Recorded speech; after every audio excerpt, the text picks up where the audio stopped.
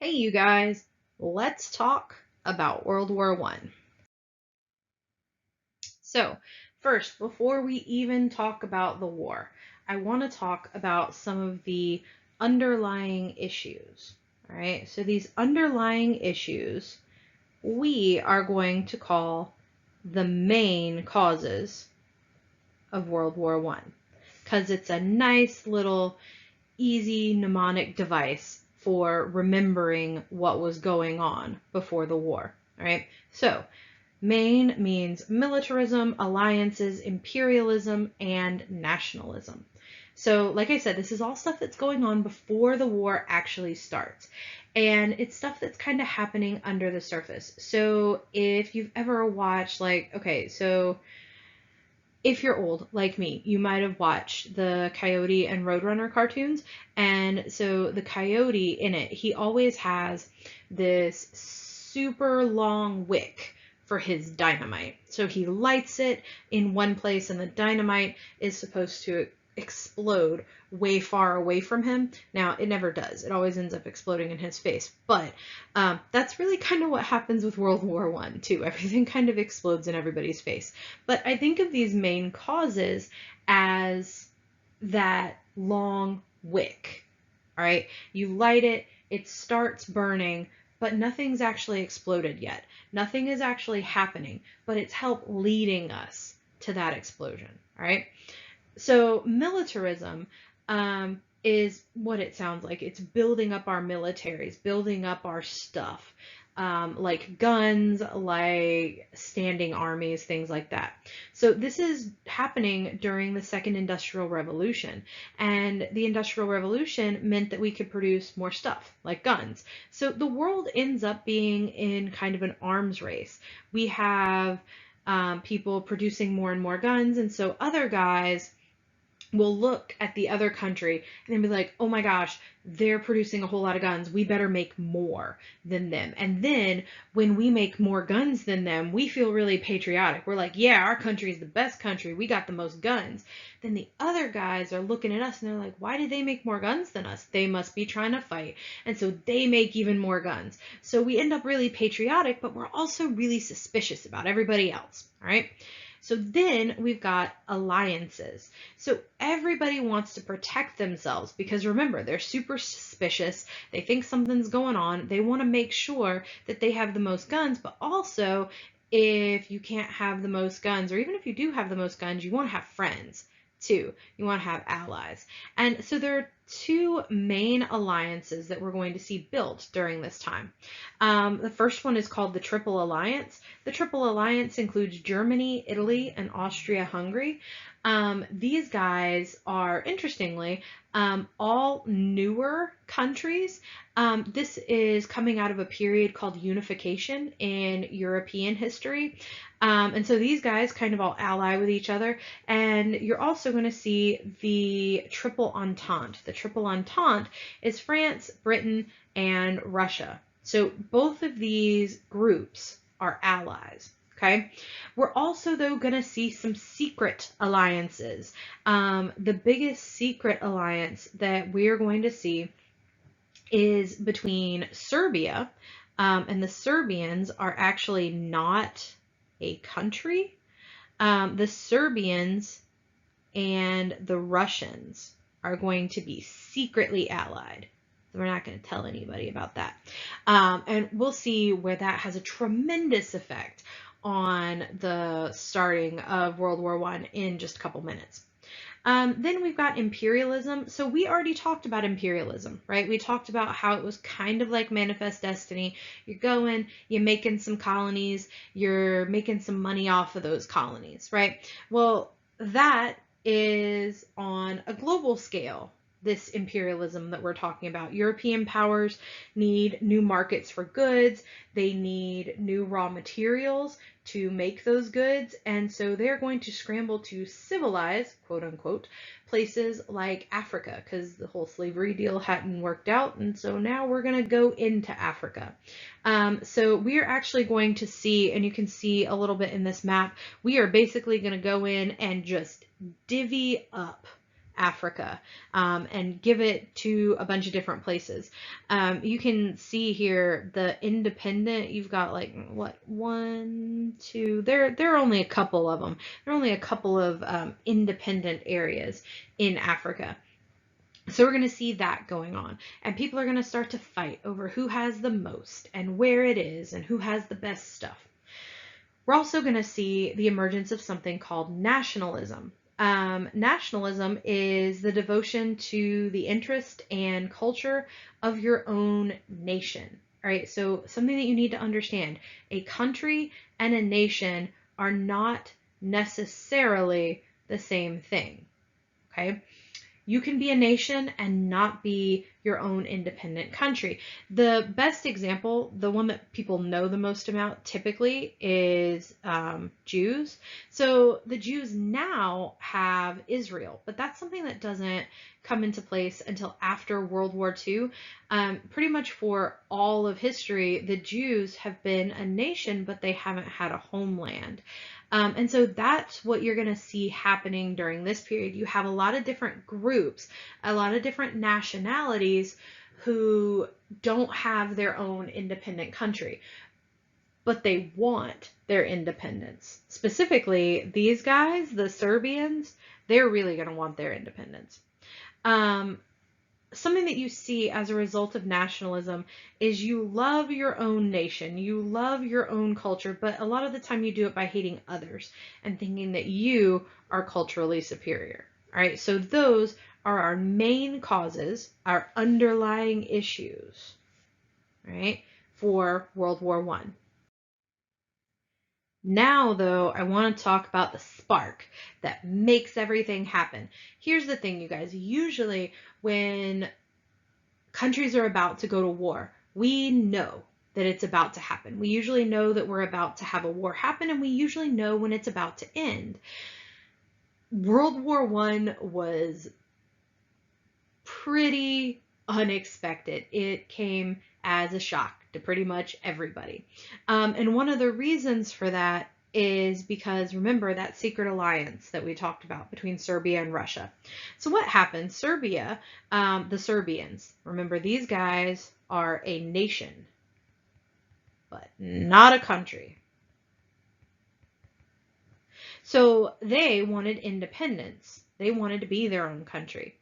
The Serbians lived in Bosnia, the Ottoman Empire, and Austria-Hungary in this place called the Balkans. This is a region that all of these countries had a part of. And the Balkans, it was a highway for all of the trade and communication that you had going between Europe and Asia, which means money, lots of money. And so none of these countries wanted to give up any of their land to give the Serbians their independence. Now, a guy named Franz Ferdinand, he is the heir apparent to the Austro-Hungarian throne. He and his pregnant wife, Sophia, were in Sarajevo, and they were murdered as they rode through the town. They were actually murdered by a 19-year-old Serbian nationalist named Gavrilo Princip. He was a member of a nationalist group called the Black Hand. When Franz Ferdinand is murdered, all hell breaks loose. And that's where we get to the summer of 1914. The summer of 1914 was Crazy Town Banana Pants.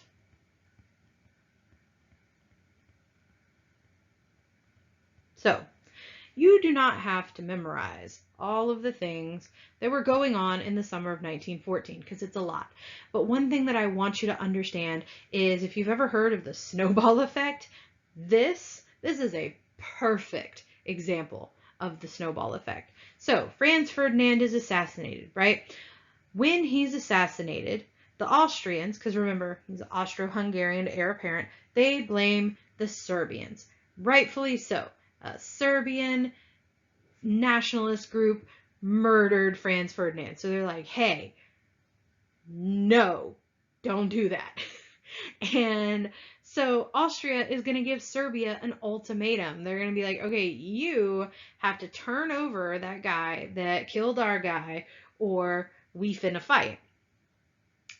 Which would have been fine, you guys, if Austria-Hungary had sent troops into Serbia, they would have put down their rebellion, and at worst, the Serbians would have gotten their butts kicked. Maybe the Austro-Hungarians would have gotten their butts kicked, but there shouldn't have been a whole world war over it.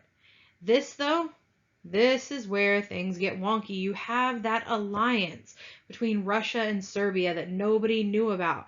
And so when Austria-Hungary gives Serbia the ultimatum, Russia's like, you guys are going to do what? What now? And so they start to mobilize against Austria-Hungary. Austria-Hungary is going to declare war. Russia mobilizes against Austria and against Germany. Because remember, Germany and Austria-Hungary and Italy all had the Triple Alliance. So Russia's like, all right, if we're going to be fighting against Austria-Hungary, we might as well go ahead and assume that we're going to fight against Germany because they're going to come to their allies' aid. Germany, for their part, is going to look over at Russia, be like, oh crap, and then ask France if they're going to remain neutral. Because France really doesn't have a vested interest in any of this. Russia is mobilizing because of a secret treaty. And so what Germany is hoping is that France and Britain both aren't going to honor the Triple Entente because this alliance that they had was not really known to the French and the British. France, though, for their part, they don't really like Germany anyways. They're going to be like, nope, we're not neutral. We gonna fight. So Germany declares war on Russia and on France. They're actually hoping for a little while, though, that Britain isn't going to get involved in everything. Now, Germany is going to employ something that we'll talk about in just a minute called the Schlieffen Plan. They're going to go through neutral Belgium to try to get into France, and when they do that, Britain ends up declaring war on Germany as well. Austria finishes up by declaring war on Russia, and now the entire world, the entire world is at war, not the war is at world. The world is at war, all right? Summer of 1914, Crazy Town Banana Pants. All right, so I told you guys we were going to talk about the Schlieffen Plan, right? So the Schlieffen Plan, something was actually made in 1905. It is a plan for if Germany ever has to go up against the Triple Entente. Remember, the Triple Entente is Britain, France, and Russia. Now, Germany is located kind of in the middle of Russia and France. It's actually touching France. You can see right here, their borders kind of touch. And so Germany had a plan to take out France and avoid a two-front war. What they decided that they were going to do, what the Schlieffen Plan said, is they were going to go into France, attack them, get them to be very, very sad and give up. And the idea was they were going to do that before Russia ever got the chance to mobilize and get to Germany. And then all they would have to do is they would just have to fight Russia. In action, though, what that meant is Germany ended up invading and going through neutral Belgium. All right, so this right here is Belgium.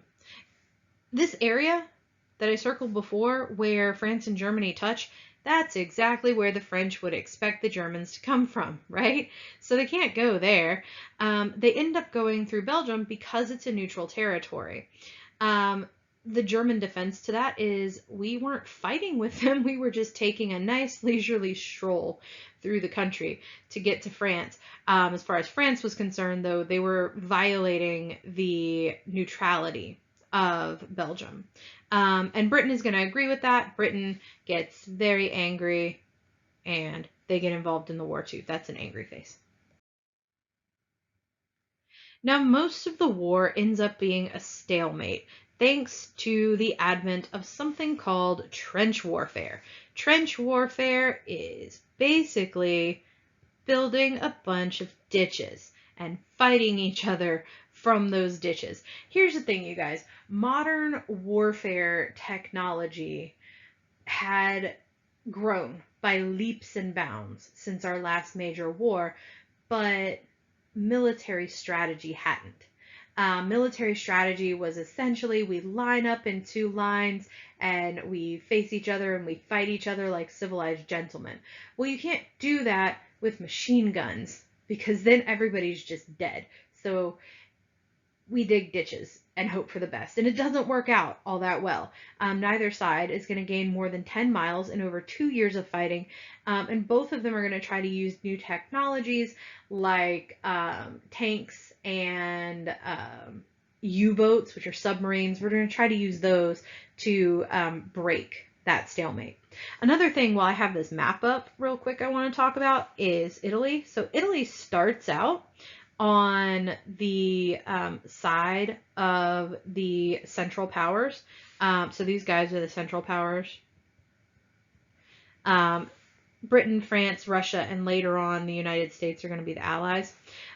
Italy, though, one thing that they do is they like to switch sides in every world war. I mean, there's only two, but in every world war, Italy is going to end up switching sides. All right, so we're not going to talk about individual battles. We're not going to talk about all of that trench warfare. We're going to talk about it in a very general way. We're not going to go through battles. We're going to get an idea of it, and then we're going to talk about what happens when the United States gets involved, because we're actually not going to be involved for a pretty long time.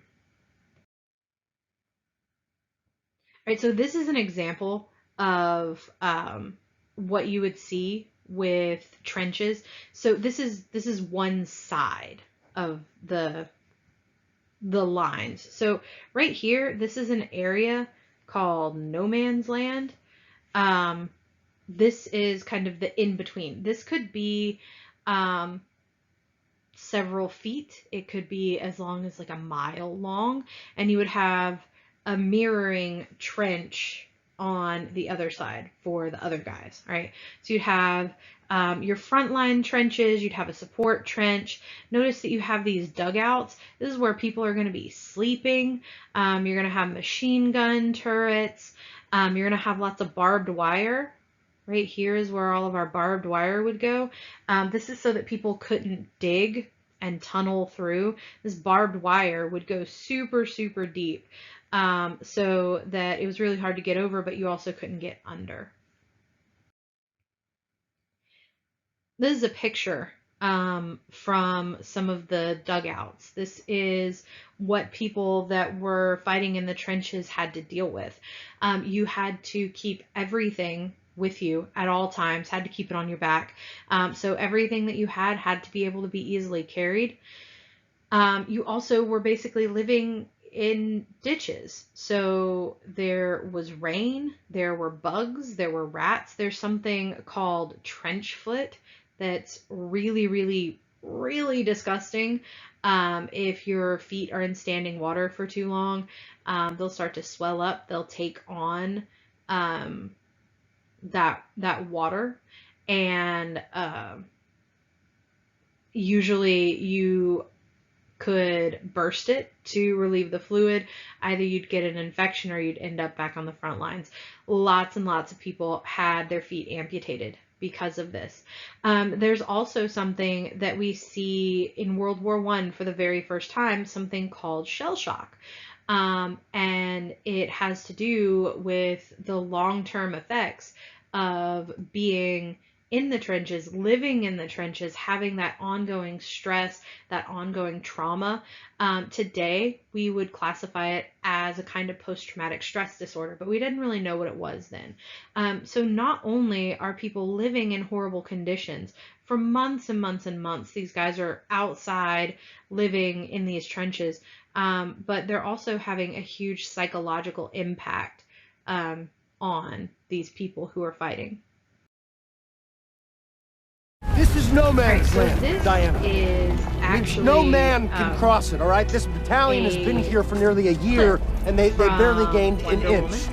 All right, because on the other side, there are a bunch of Germans pointing machine guns at every square inch of this place. This is not something you can cross. It's not possible. So what? So we do nothing? No, we are doing something. We are. This is a history class. We can't save everyone in this war. We're not going to talk about canon Wonder Woman. Not what we came here to do. Movie Wonder Woman. But one thing that the movie Wonder Woman does really, really well is it shows a really good example of what trench warfare was like. So you see no man's land, you see what the battlefield essentially but it's what looked I'm like. going to do. And then of course you've got Diana going across no man's land and giving you a look at the other side of the trenches as well. So you guys watch this short clip, and I will see you in just a second. Diana!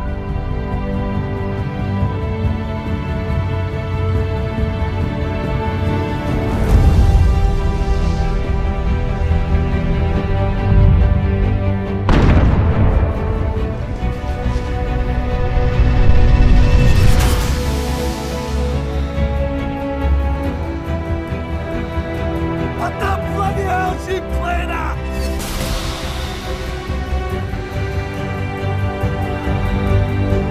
Engage! Fire!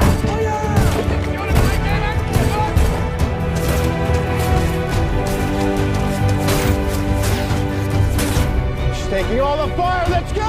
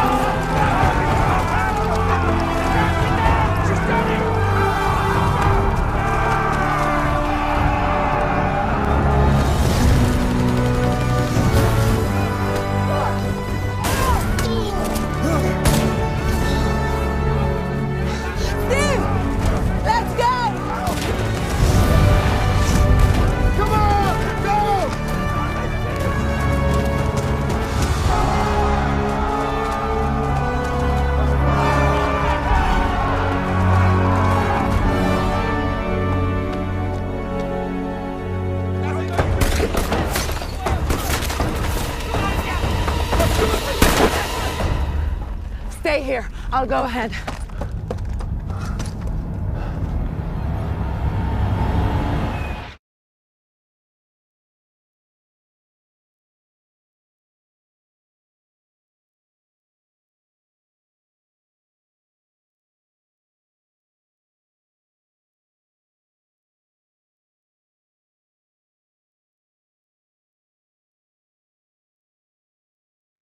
All right, so now that you have looked a little bit at trench warfare, I want to talk about the other modern warfare sort of technologies that are going to try to combat the stalemate of trench warfare. The biggest one that we have is U-boats. That's these guys. They're submarines. U-boat means Unterseeboot, which is German for submarine. But I really like calling them U-boats because it helps me remember that they were unrestricted, underwater, and undetectable. So you've got all these U's, right? It's a huge thing. This is something that almost turns the tide of the war in Germany's favor. They are going to use these U-boats, and they technically fall outside of the rules of war. And so they're going to start sinking ships and, like I said, almost turn the tide of the war before the United States gets involved. We're also going to see the advent of cyanide and mustard gas. These are launched by artillery real close to the ground, and if you don't get your gas mask on in time, you end up suffocating or basically drowning in this gas. Also, let's just take a moment to appreciate these original gas masks. Those are absolutely terrifying. We also are going to make armored tanks. These tanks are originally used to cross no man's land. They're also going to be really useful in Africa, going over all of that terrain. I already talked about the machine guns. Those are rapid fire automatic weapons. We will also, though, use some aviation. So airplanes are not used in the same way in World War I as they are later on. A lot of the time we think of airplanes and we think of like bombing and strategic planning and things like that. Aviation was used mostly in World War I for reconnaissance and spotting. So what you would do is you would send your pilot up and he would use his radio, which is something else that was invented during this time. He would use his radio and he would fly over and he would tell everybody kind of what was going on the enemy's side. He would sometimes encounter other planes. And so there will be limited fighting in the sky. And toward the end of the war, you'll see a little bit of bombing, but not the strategic bombing that you see in World War II. All right, so those U-boats, you guys, those U-boats. I told you, the German U-boats, they fall outside the normal rules of war. Rules of war state that you have to give the ship that you're about to sink fair warning so that they can give up or they can evacuate. Because ultimately, you guys, war is not supposed to be about killing people. Now, we're not going to split hairs and talk about what war is all about. The purpose is not supposed to be killing people. The killing people is supposed to be a means to an end. You kill people, as many people as you have to get the other guy to surrender. And so if the other boat will surrender without you killing anybody, you're supposed to do that.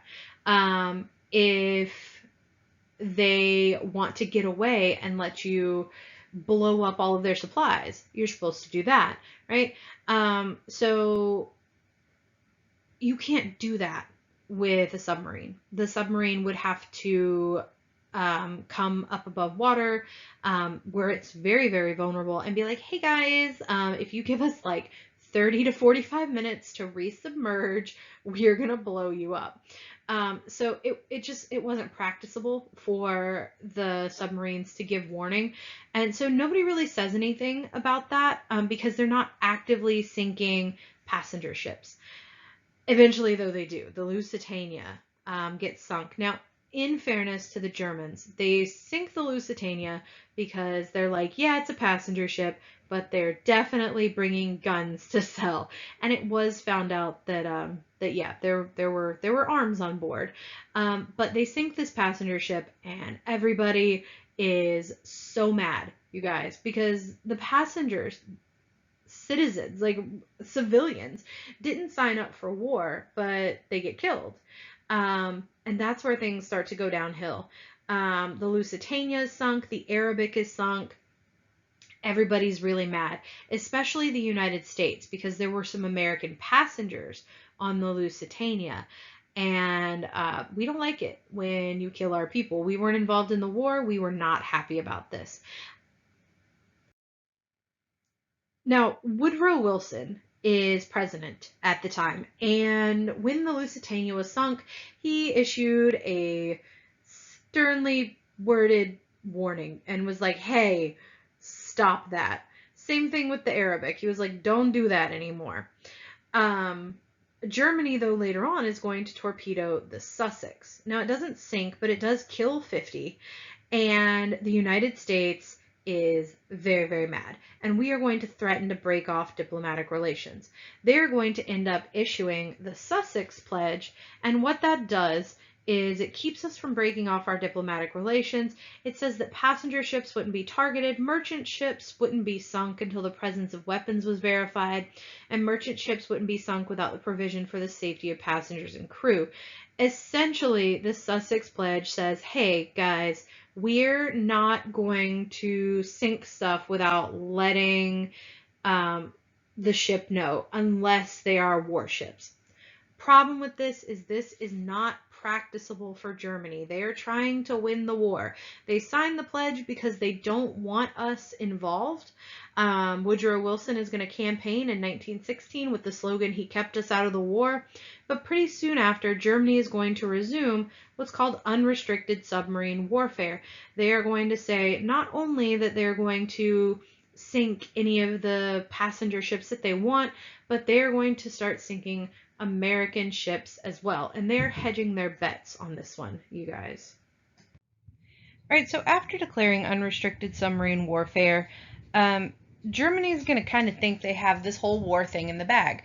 Remember, in Europe, everything's kind of at a stalemate because we're fighting in the trenches, nothing's really moving. Germany's strategy for moving beyond that is winning the war on the sea. And so they declare unrestricted submarine warfare thinking they can win the war quickly enough to keep the United States from ever being able to get involved. A strategy that they're going to add on to that is they are going to try to get Mexico to go to war with the United States. All right, so let me give you a little bit of background so that this makes a little bit of sense. Way back in the first half of U.S. history, we fought the Mexican-American War, which, as you may guess, was between Mexico and America. But the reason for the Mexican-American War, the president at the time, his name is James K. Polk, he is trying to acquire California for the United States. Mexico's mad at us at the time. We had actually annexed Texas and it had become a state. Mexico's pretty salty about that, so they're kind of not on speaking terms with us. And so when James K. Polk tries to buy California from them, they're just kind of like, no, we're not talking to you.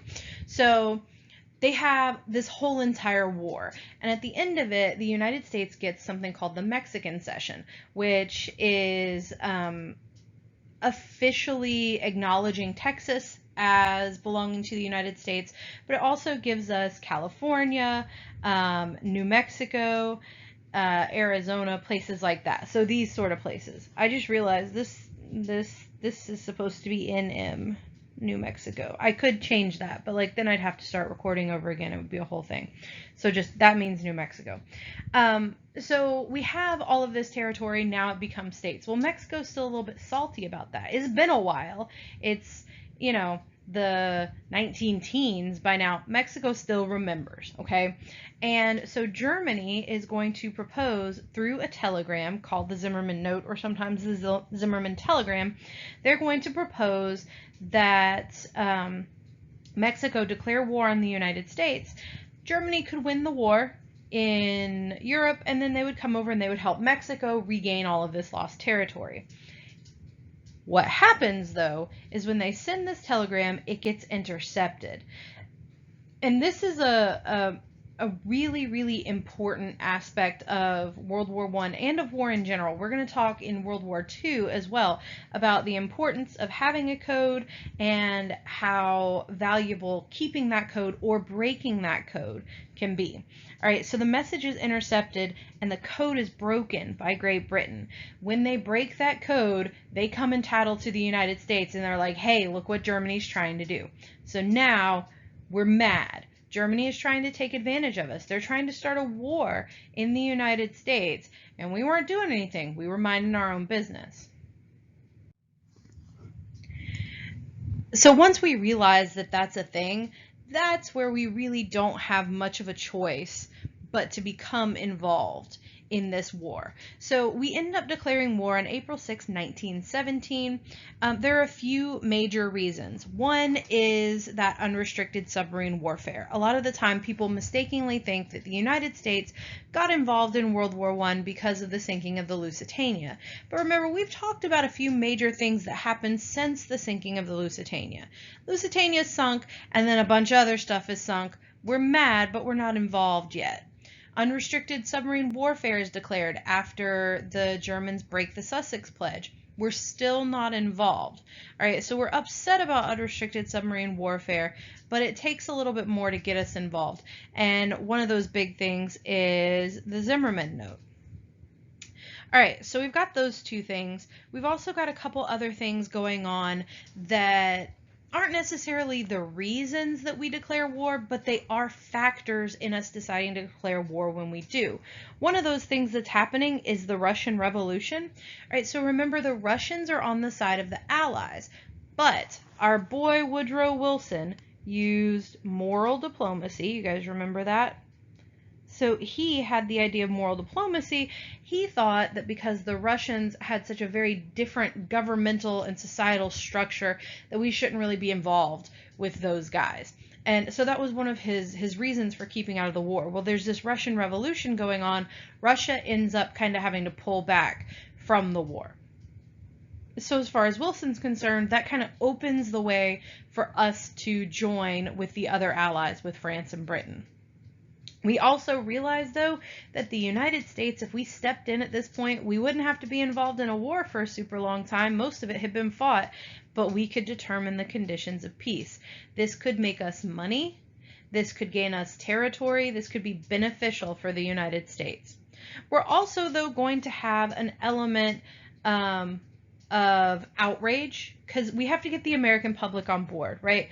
And we've done that a little bit with the Zimmerman note, but we also are going to use the German mass killing of civilians, because they'd been killing civilians all throughout all this trench warfare sort of deal. It's something that we had kind of known about the entire time, but we're going to use it to justify our involvement now. All right, so let's go and visit the United States for just a minute. We got to see what's going on over here. So as we get involved with the war, and even before the war effort actually begins, we kind of know what's going on in Europe. And so we're going to see lots of fear and suspicion, especially against Germans in the United States. One thing that happens a lot of the time in wartime is we're going to see wartime laws start to emerge.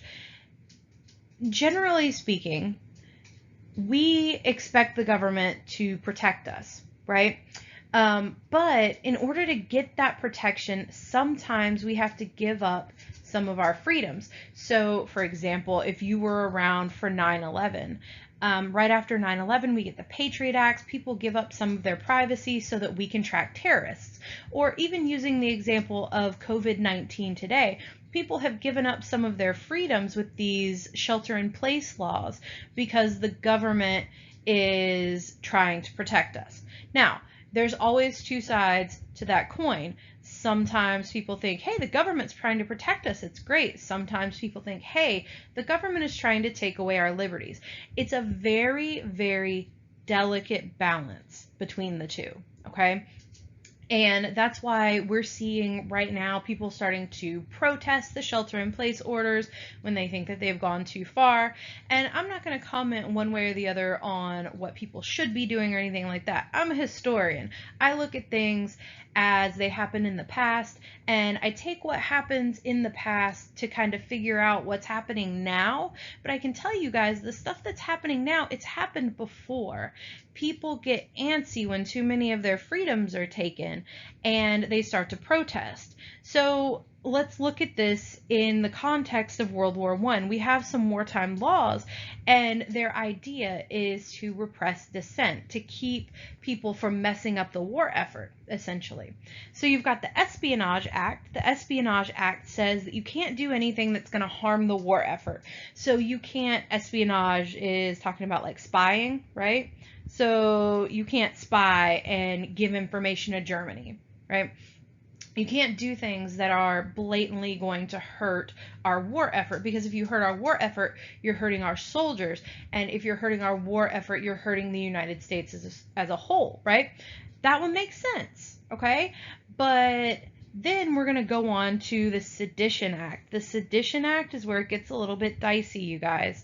The Sedition Act is passed a little bit later on, and what it says is that you can't use any sort of speech against the war effort, the flag, the uniform, all sorts of stuff. So we have this great thing, the First Amendment, and that guarantees freedom of speech, freedom of the press. And the problem with the Sedition Act is this says, hey, no speech, freedom of speech, no speech against all of these things. Now, there are reasons that we can legally limit somebody's freedom of speech. Essentially, your freedoms end where you start to infringe on other people's freedoms. That's kind of how the Constitution has always been interpreted, the Bill of Rights, all that fun stuff, right? So you have this freedom, but you can't infringe on other people's freedoms. The argument that you're going to see in favor of the Sedition Act is by speaking out against these things, you're infringing on everyone else's freedoms because you're harming the war effort and you're keeping us from being safe. Like I said, it's a little bit dicey. It's not really clear cut. Kind of, again, like you see with people having issues with the stay in place orders now. It's a little bit dicey. Are your freedoms being taken away, or is the government trying to help? Is the government trying to control you, or are they keeping people safe? So you're going to see this Supreme Court case. It's called Schenck versus the United States, right? So what this does, though, is it attempts to declare the Sedition Acts unconstitutional. What ends up happening, though, is it is upheld. The Sedition Acts are upheld. What it does is it cites clear and present danger as a reason to limit free speech. Because I told you guys, you can limit the freedom of speech based on kind of where it infringes on other people. And so if you've ever heard that you can't yell fire in a crowded theater, that's a thing. You can't. If it's a crowded theater and there's not a fire and you yell fire, you will go to jail. And that's actually something that comes directly from this Supreme Court case. It says, as if there's any sort of danger being presented, if you're putting other people in danger, then no, you don't have the freedom of speech to do that. But it's going to justify the Sedition Act, saying that we're putting people in danger if we're speaking against the war effort. You're also going to see anti-German sentiment reflected in the changing of cities, businesses, words. So Dachshunds, cute little wiener dogs, right? We stopped calling them Dachshunds because it's a German word. So instead we started calling them Liberty Pups. We stopped calling hot dogs Wiener Schnitzel. Instead, we called them Liberty Dogs. What else? Sauerkraut, the devil's cabbage, you guys. Sauerkraut, because it's a German word, we started calling it Liberty Cabbage. You guys can kind of see the trend here, Liberty. And so we started changing these names because they sounded German. Something that's really big that you're going to see during this period of time, we're going to talk about this in World War I and World War II during the Cold War. It becomes huge. It's something called propaganda. Propaganda is used to control public opinion and help guide people's actions. You use propaganda posters at this point. Later on, you're going to see propaganda videos and things like that. And they attempt to kind of influence people and get them to make what the government thinks is the right decision. Now, propaganda can be helpful. It can get people to do things that are needed without making laws to make them do it. So you're going to see things like the Food Administration using voluntary compliance instead of having to use like bans and putting quotas on things like we see now.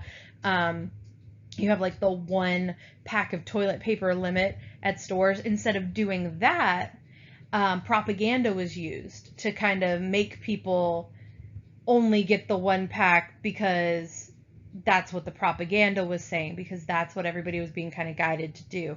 So we didn't have to make official rules for it. So sometimes it can be used that way, but it can also be used to make people do things that aren't necessarily the right thing. So we're going to see that, especially like with Nazi Germany, they're going to use a lot of propaganda in World War II, and it's getting them to go along with things that aren't so great. But propaganda in the United States at this point in time, we're going to see it used to encourage that voluntary compliance, conservation, especially regarding alcohol. There are also going to be other war agencies. You're going to see enlistment encouragement, the selling of war bonds. So you've got stuff like, I love this one, save the wheat, help the fleet. So it's this idea that you're really helping the war effort if you're eating less bread. Same thing with this, having a part in victory. And so it kind of makes you think, hey, I'm really doing something. I'm really helping the war effort, even though you're not actually over in Europe fighting the war. So I did want to show you guys a couple of examples of propaganda, because I want you to understand this isn't only happening in the United States, and it's not only being used to guide people into doing the right thing. Another big thing that you're going to see used is fear. And a lot of the time that fear is going to have to do with sex. And so this on the right is an American propaganda poster.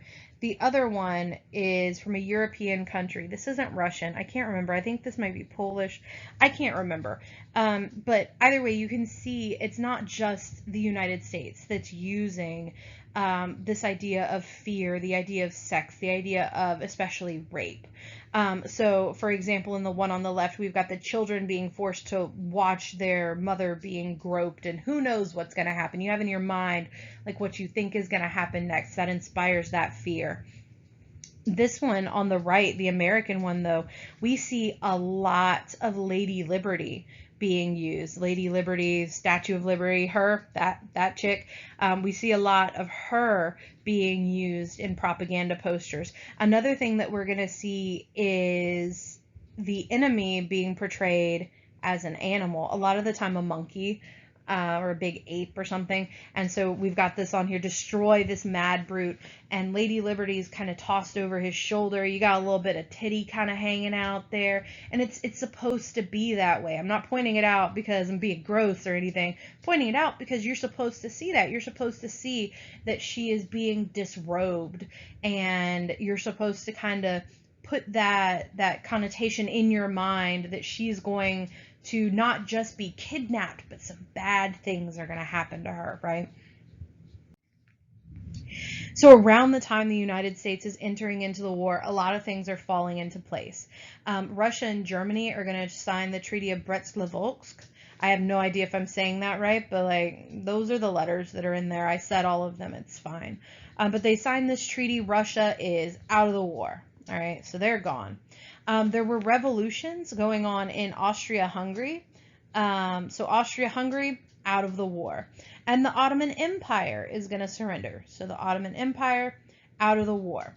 The Ottoman Empire and Austria-Hungary are both on Germany's side. Germany had Austria-Hungary, the Ottoman Empire, and Italy. Well, Italy, by this point in time, has already switched sides. I told you guys, they switch sides in every world war. I know there's only two, but like so far, they are 2 for 2. So now it's basically Germany versus the world. And the Germans aren't doing so hot either. There's mutiny going on. There's desertion. The British had been blockading them. There are some long-term effects from that. They don't have food. They don't have money. It's looking pretty bad right now. Now, I will tell you guys, Germany holds on for a pretty good amount of time, considering it's basically them versus the world. But things are going to start to fall apart. All right, so when the United States gets involved in World War I, one of the first things that's going to happen is Woodrow Wilson is going to give a speech. And he calls this the 14-point speech. And this is basically how to end World War I. Now, we don't call it World War I yet. We don't know that there's going to be a sequel. But this is basically how he thinks that we can end World War I. And he has these 14 points of what needs to happen so that we have peace and so that we can prevent something like this from happening ever again. These 14 points can basically be categorized, and we can put them into 4 major categories that correspond to those main causes of the World War I that we talked about before. So remember, we talked about militarism, Regarding militarism, he's going to talk about freedom of the seas. We've also got alliances. And this one is super important because remember you had Serbia and Russia with their secret treaty and everything kind of snowballed, and then all of a sudden we had a world war.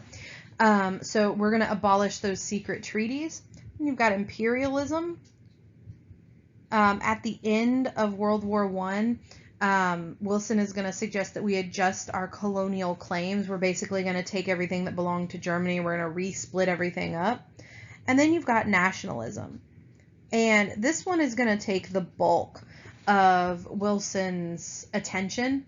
He's going to talk about self-determination for all of these nations. Again, kind of like Serbia, these nations that want their freedom. And we're going to talk about them being able to determine their future, be able to determine whether or not they are independent countries.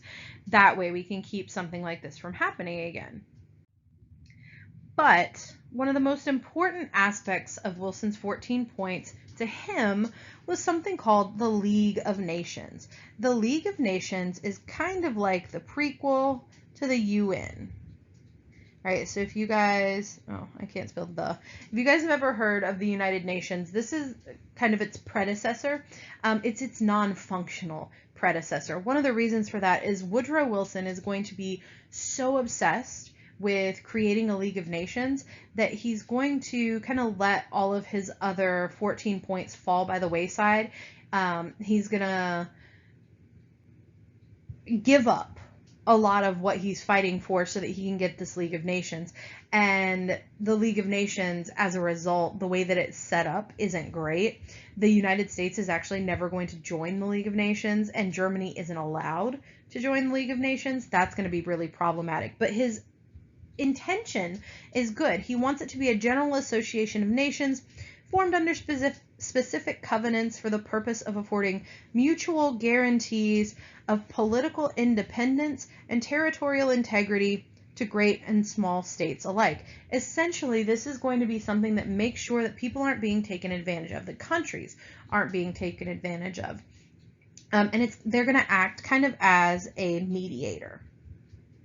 Again, the problem is when this actually gets put into place, it doesn't get set up well. And so it's a great idea, it's just not particularly functional later on.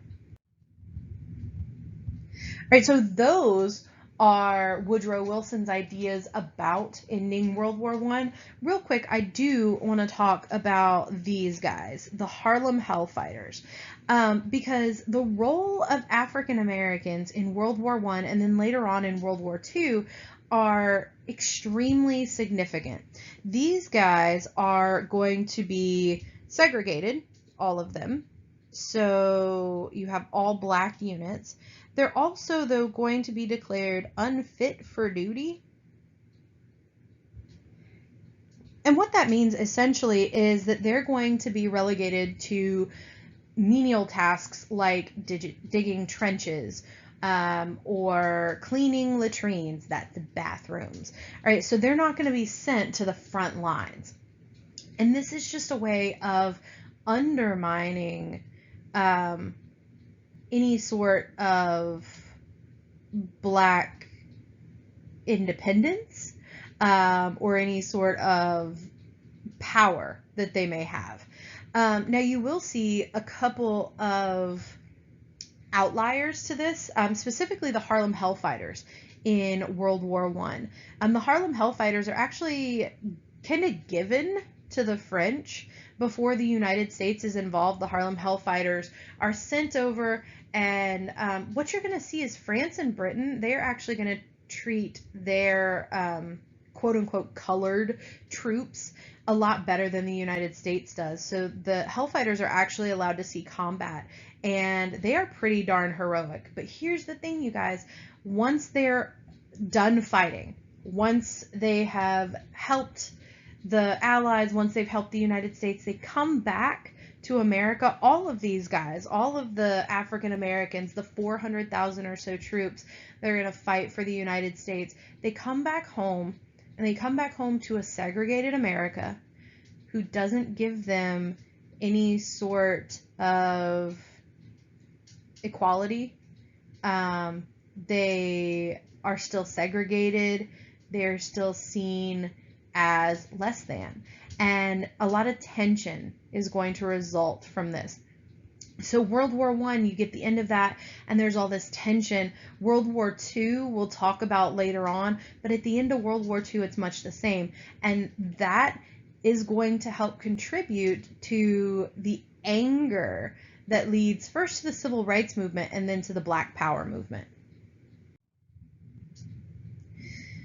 All right, so after Woodrow Wilson's 14 points, after some more fighting, eventually Germany is going to conclude that they really do have to lay down arms. There's nothing else that they can conceivably do. They're pretty done. So when they do that, though, when they ask for a peace treaty, the Allies aren't going to let them negotiate. And this is kind of unprecedented, you guys. For the most part, in Western society, when you have a war, you negotiate for a treaty. So the treaty might be written and then given to somebody for their approval, and then there's a little bit of negotiation, or they come to peace tables together. And that's not what happens here. The Treaty of Versailles is actually negotiated solely by the Big Four. All right, so these are representatives from the United States, Woodrow Wilson; from France, Georges Clemenceau; from Great Britain, David Lloyd George; and from Italy, Vittorio Orlando. You'll notice the guys that are missing, anybody from the Central Powers. Germany is not allowed to come to the peace tables. Instead, these guys negotiate the Treaty of Versailles. The Germans aren't allowed to have a say, and then it's handed to them, and they're given the illusion of choice. They say, okay, well, either you sign this as is, you don't get to say that you don't like anything that's in it, you don't get to give it back, like revise it, give us back, you can't do anything like that. You either sign it or we resume fighting. And Germany at this point in time was not in a position to resume fighting. So at the end of World War I, we get this Treaty of Versailles, and one of the big things that's in it is something called the War Guilt Clause. The War Guilt Clause means that Germany has to accept full blame for starting the war. Now, if you guys remember back to the start of the war, it wasn't Germany that started things. It was Austria-Hungary, but Austria-Hungary doesn't exist anymore. They have collapsed, and they become Austria and Hungary. And so they're not given the blame. It's everything placed on Germany, which is pretty unfair, you guys, but there's a bunch of other stuff too. And I've got this this nice little mnemonic device for you, BRAT. So they have to accept the blame for starting the war, but they're also going to have to pay reparations for damages that were done. Reparations are fairly common. The people who are deemed to be at fault in war have to pay so that we can kind of fix stuff. I mean, France is basically a ditch right now. We got to pay to fix that, right? But these reparations are going to be really, really high, and they're going to be unattainably high for Germany. They're also going to be forbidden to have submarines or an air force, and could only have an army of 100,000. So their armed forces are limited to defense. They're also going to lose a bunch of territory in Europe. All of their colonies are given to Great Britain or to France. And like I said, even in Europe, some of Germany is kind of trimmed away. For example, that area where France and Germany touch, they're not allowed to touch France anymore. And we take that territory from them. All of these things, you guys, each one of these things are going to be used later on by Hitler to help start World War II, to help him gain power. All right, so that is all for World War I. I will see you guys next time.